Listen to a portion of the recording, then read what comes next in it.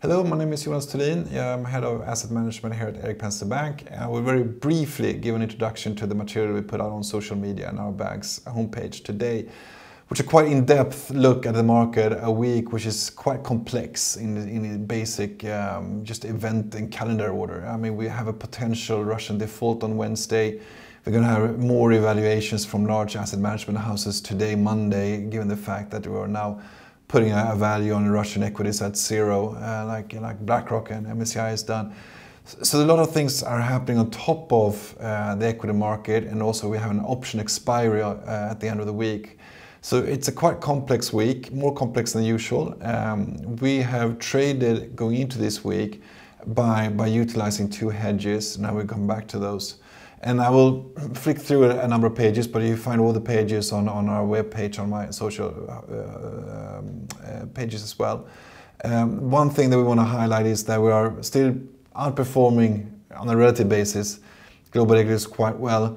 And if you look on the right-hand side, we have no fear in keeping US growth equities. We know from a historical point of view that as soon as the Fed starts hiking rates, IT is the outperformer. We do keep quite a big quantitative hedge strategy, and I should be honest and say these strategies are not equally weighted. The quantitative hedge strategy is about 3 times the size as the other ones. It utilizes VIX. Why do we utilize VIX? I will show you why in a brief second. So on a relative basis, we're doing quite well. In fact, we have a new all-time high in terms of relative outperformance versus our index. As you can see, once the world is taking a beating, we've actually increased our value from following the end of February. So why the hedge and how do we view the world going forward? We will come back to the hedge right now. So we're utilizing the hedge because now we're skipping a whole part of the analysis. But the fact is that the financial conditions are tightening. On the right-hand side, you see the euro area, which we're almost back to the worst days of the pandemic. We have no money left in the euro area. We actually have very little investments back in the European Union as such. We have between 0 and 1% in Sweden. The rest of the capital is, as you can imagine, in the US, Latin America, emerging markets, part in Asia as well. Why the hedges? If you look on the left-hand side, you can see the US financial conditions as calculated by the Fed. This is not our, we have a more in-depth one that we trade on. But we use this one just to get an easy overview of looking at the factors that are pulling down the financial conditions right now are the black and beige ones, which are VIX and dollar vol. Therefore, VIX and dollar vol are our hedges. So basically, we're trying to take what is pulling us down and flip the sign ahead of them and actually make them to increase value in our portfolio. If we're right, the relative momentum versus the global equity market will be almost twice the amount of momentum.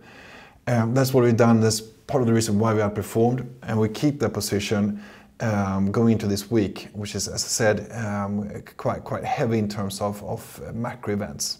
So we often get the question of what do we look at in order to be more bullish or bearish. Right now, as I said, we have this complex situation where we increased our equity exposure on March the 9th.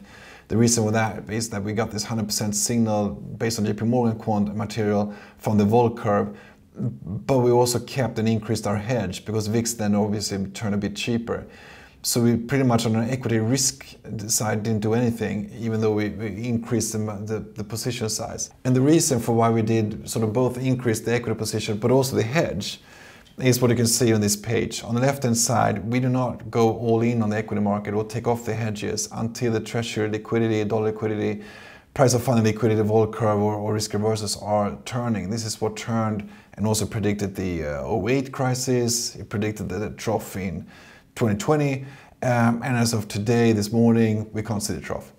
So we're happy to increase following just the vol curve and the sentiment, because on the right-hand side you have our sentiment indicator, which is working quite well to lead both sentiment and also the equity market, and also utilizing the fact, let's see if I can find it, that the vol curve gave this 100% hit rate signal, but also keeping our hedges. And this is a little bit of an eye-opener, I think, in terms of how complex the equity market is today. We can't speak of one equity market anymore. We can't speak of a stronger globalization. We are actually backtracking on the globalization quite aggressively.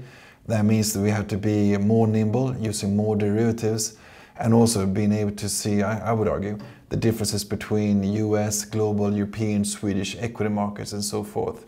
The last thing we've done on the Swedish equity market, or Swedish market last week, was actually we started to leave the corporate bond sector.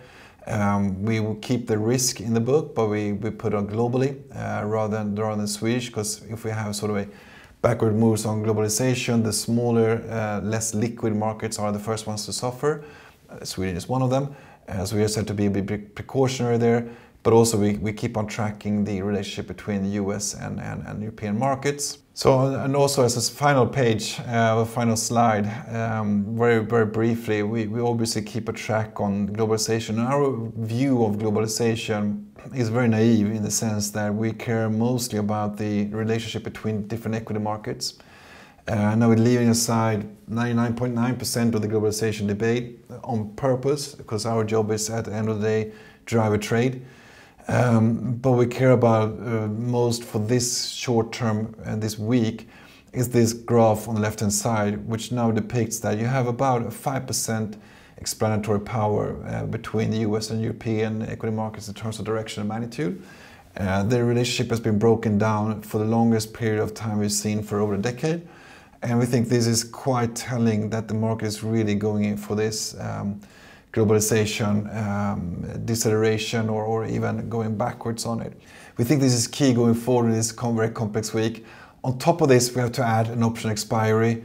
We have the war, of course, we have a Fed, and we have 7 other G20 meetings. So a lot of things will happen. We think it will be a volatile week. Again, we bought VIX.